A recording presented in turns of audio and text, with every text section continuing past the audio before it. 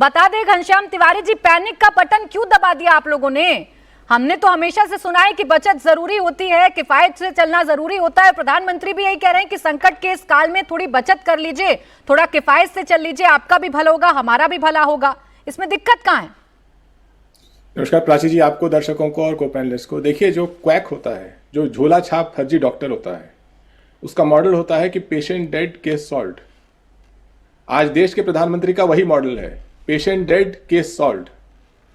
अगर आप देश की अर्थव्यवस्था के हालात देखिए, जिस तरीके से जो अजय आलोक जी मेरे मित्र हैं वो लॉजिक दे रहे थे, इनका लॉजिक इस तरीके से है कि नीट का पेपर लीक हो गया है, निकम्मी सरकार है, स्टूडेंट्स को चिंता करने की जरूरत नहीं है, अब उनको एग्जाम देने की जरूरत नहीं पड़ेगी, उनको प्रधानमंत्री जैसी एक डिग्री दे दी जाएगी या सम्राट चौधरी जैसी एक डिग्री दे दी जाएगी।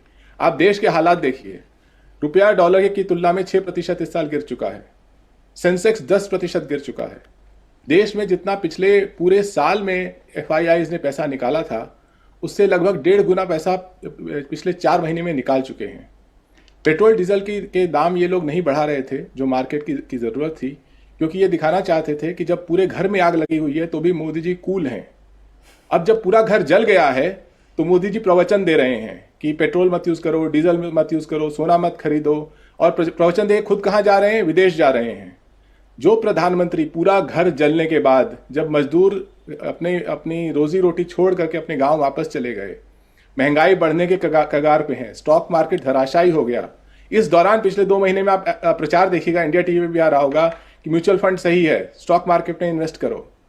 जो सरकार कोशिश करती है कि उसकी अपनी कॉस्मेटिक मेकअप के लिए पूरे घर में आग लगी रहे, और जब घर तहस नहस हो जाए, पेशेंट डेड केस सॉल्व हो जाए, तो प्रधानमंत्री आके प्रवचन दें और विदेश चले जाएं, वो सरकार देश को गुमराह कर रही है, धोखा दे रही है। यहां पर बैठा कोई पैनलिस्ट एक आर्थिक आंकड़ा 2026 का नहीं बता सकता जो देश के विकास का आंकड़ा होगा, न डॉलर की तुलना में, न एनर्जी अवेलेबिलिटी की तुलना में, न रोजगार की तुलना में। एग्जाम तो रोज लीक करा ही देते हैं ये लोग, और न ही घनश्याम तिवारी जी, ये जो पैनिक बटन वाली बात अभी अजय आलोक जी कह रहे थे ना, ये इसीलिए कह रहे थे सरकार तो किफायत और बचत करने की बात कर रही है, अपना वैश्विक संकट तो प्रधानमंत्री ने बुलाया नहीं है, या वैश्विक संकट तो भारत के कहने पर हुआ नहीं है। और ऐसा भी नहीं है कि पहली बार देश के किसी प्रधानमंत्री ने ऐसी अपील की हो। इससे पहले भी बचत की अपील, सोना ना खरीदने की अपील या चावल ना खाने की अपील भी की गई है पहले के प्रधानमंत्रियों के द्वारा। तो पहला कोई ऐसा अनोखा काम तो किया नहीं है पीएम ने। प्राची जी, अजय आलोक डॉक्टर हैं यहाँ पर। मरीज का इलाज मरीज के मरने के बाद नहीं किया जाता है। जब प्रधानमंत्री इजराइल का मेडल लेके घूम रहे थे, पूरी दुनिया को पता था कि युद्ध होने वाला है और दुनिया के हालात खराब होंगे। हरदीप पुरी जो एप्सिन स्कैंडल में जिनका नाम बार बार आता रहता है, उनको भी पता था। ये सरकार उस दौरान सिर्फ अपने चुनाव पर फोकस करती रही। जिस तरीके से 2021 में जब लोग कोरोना में मर रहे थे तो भी ये सरकार चुनाव पे फोकस कर रही थी।